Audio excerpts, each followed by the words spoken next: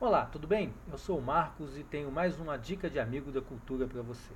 E o dica de hoje vai tratar de cinema, mais especificamente do filme do cineasta francês chamado Eric Rohmer, um dos meus favoritos cineastas de todos os tempos, um filme chamado A Inglesa e o Duque, de 2001. Esse foi o primeiro filme que eu vi do Homer.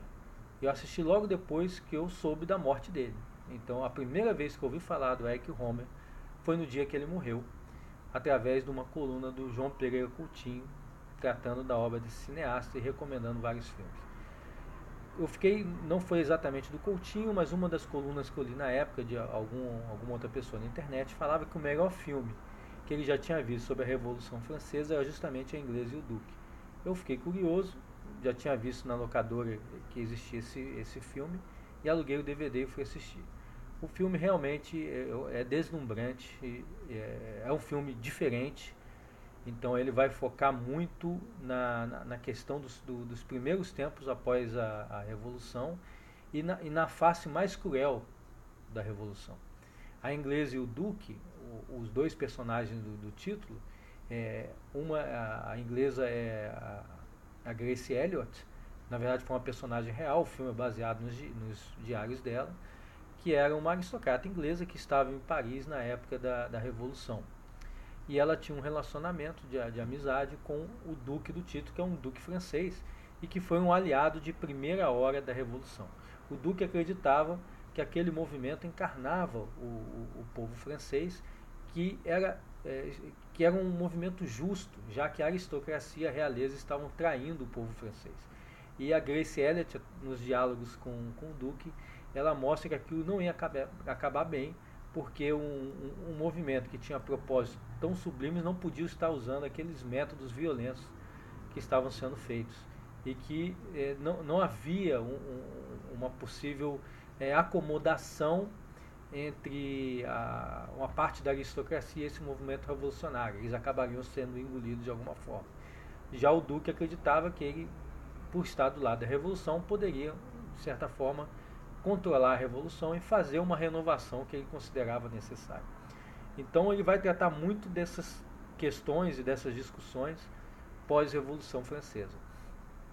Existem vários temas interessantes que são abordados no filme. Por exemplo, é o controle social, que já começava a se impor. Tem uma cena em que um fugitivo bate na casa da Grace, depois foge, etc. E depois dois revolucionários a questionam por que ela não tinha entregado esse fugitivo às novas autoridades. Ela falou que não queria entregar ninguém, que aquilo era errado entregar as pessoas, e eles recebem uma reprimenda que era dever dela como cidadã entregar qualquer suspeito às autoridades. Então o controle social já aparece aí como a necessidade de um vigiar o outro.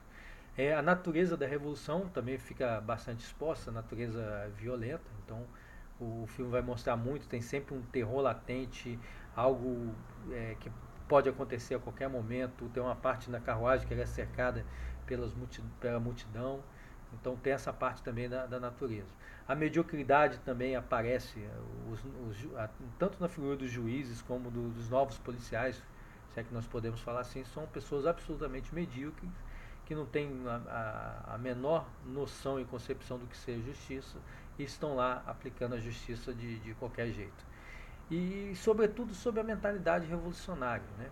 A mentalidade revolucionária parte do princípio, como mostra o professor Olavo de Carvalho, que você tem a solução para o mundo, você sabe como o mundo funciona, você através normalmente de uma ideologia, de alguns conceitos simples, algumas simplificações grosseiras, você entende como o mundo funciona, você sabe como o mundo deve funcionar e acha que você concentrando o poder nas pessoas certas, nas instituições certas, é possível promover esse novo mundo, é possível criar esse mundo novo. E é exatamente isso que a Inglesa e o Duque vai mostrar. E, logicamente, as consequências disso são trágicas, logo da origem ao terror. E a própria revolução começa a entrar naquela fase autodestrutiva, né, que começa a comer a si mesmo. Então, esse filme eu recomendo bastante. Ele é um filme um pouco diferente, porque em vez de fazer as reconstituições históricas, o Homer teve a ideia de aproveitando cenários digitais, colocar atrás dos autores como se fossem telas, quadros pintados que mostram toda a beleza trágica daquela época. Existem cenas que os atores estão simplesmente imóveis, parece que eles são parte do quadro e de repente começa a ação a funcionar, fazendo um efeito realmente incrível.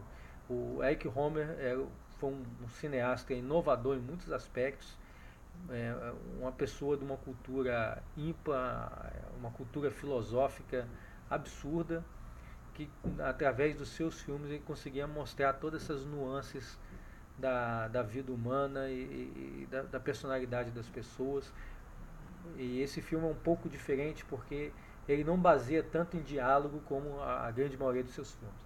Esse é um filme que o visual, ele investiu muito no visual e nos efeitos de cenários e etc. Mas é um filme para entender a Revolução Francesa e entender como ela foi cruel desde o seu início.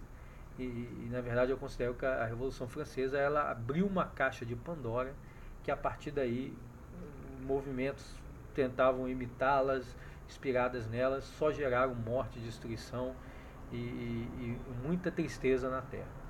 Então o dica de Amigo na Cultura fica por esse filme belíssimo, né, Eric Rohmer, A Inglesa e o Duque, um filme de 2001. Peço apenas, se você gostou dessa dica, deixe seu comentário, curta aí no YouTube, porque isso é muito importante para a gente continuar o trabalho.